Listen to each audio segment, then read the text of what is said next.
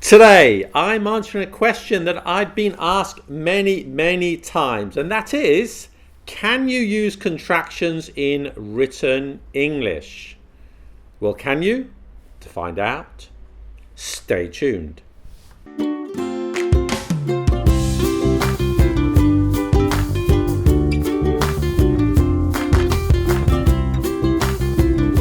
Hello and welcome to Let Them Talk. So, can you use contractions in written English? The answer is yes. I'll say it twice. Yes, I'll say it thrice.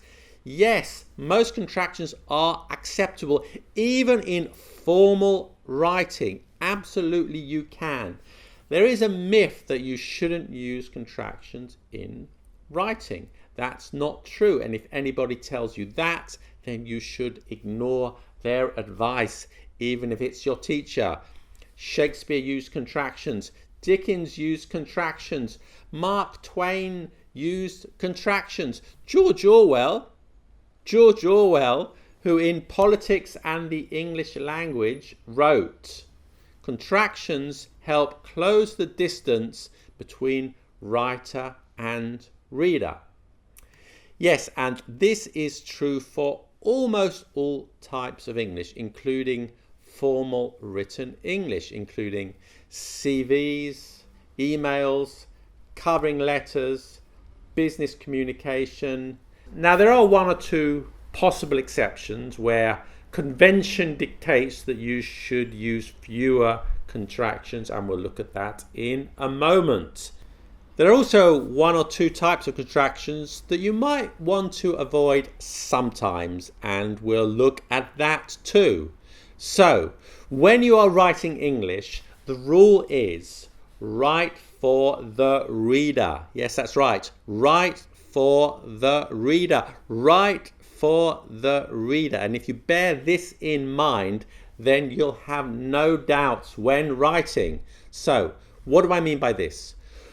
When you are writing, how do you want your words to be said in the head of the reader? This will, of course, depend on what you are writing. If you're having an informal chat with your friends, or if you're applying for a job, or if it's an academic paper, it's going to be different in each case. But the same rule applies. Write for the reader. Then use your ear and your instinct to decide when to contract. So, if you're chatting with your friends, you might use slang, colloquial words, and that's perfectly okay. In formal English, you won't do this, but yes, you can still use contractions. So, don't write, I am writing for the position of finance director. I have got 5 years experience. Do write, I'm writing for the position of finance director. I've got 5 years experience. Sounds more natural. Okay, and this is what your reader will want to read. Don't write, do you not agree? That sounds strange. Do write, don't you agree? Don't write, it is important, is it not? That's a bit weird. Do write, it's important, isn't it? Don't write, can we not decide tomorrow? That's bizarre. Do write, can't we decide tomorrow? Don't write, let us look at another example. Do write, let's look at another example. It sounds better. Don't write, we are supposed to learn this by heart, are we not? Do write, we're supposed to learn this by heart, aren't we? That sounds better, sounds more natural. Don't write, I shall be available next week. Do write, I'll be available next week. Though, of course, if you want to stress will or shall, because we could use shall here in formal English. And for the difference between will and shall, we have a video about that, and I'll put a link in the description. Okay? Then don't contract. I confirm that I shall be available next week. but only from Tuesday onwards. Okay, that's okay. Okay, I'm not stressing it because I want to emphasize that I shall. So write for the reader. Write how you want the words to be read in the head of the reader. If you don't want them to read the uncontracted words, then don't contract. But in fluent speech, it's used most of the time, and so it should be in formal writing. Now, some types of English are more formal than others. In formal academic writing, a legal text, or something like an article in a medical journal, when you want to slow down the reader, avoid any possibility of ambiguity and get them to linger on every word, you might contract much less, or perhaps not at all in a legal document, though there is some dispute about that.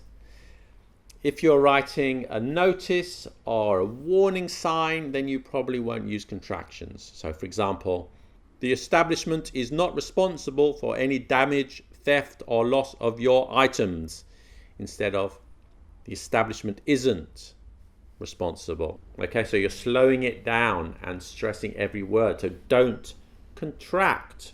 Write for the reader. Remember, there is no academy for the English language. Other languages such as French, German, Spanish do have their own academy. In the English language, there are style guides, but that is all they are, style guides. At the end of the day, you have to use your instinct when to contract, but certainly there are no rules against using the most common contractions. Now, in business English or in a cover letter or job application or all other forms of formal English, you should contract. Business is about engaging with other people, making a connection with the reader. So I strongly advise you to use contractions in a natural way as you do in speech. Now, these contractions are fine in formal writing and almost all situations, except, as I said, in a legal document. This is our green list.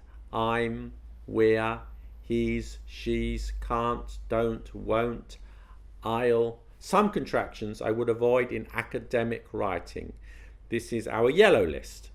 Would have, should have, could have, might have.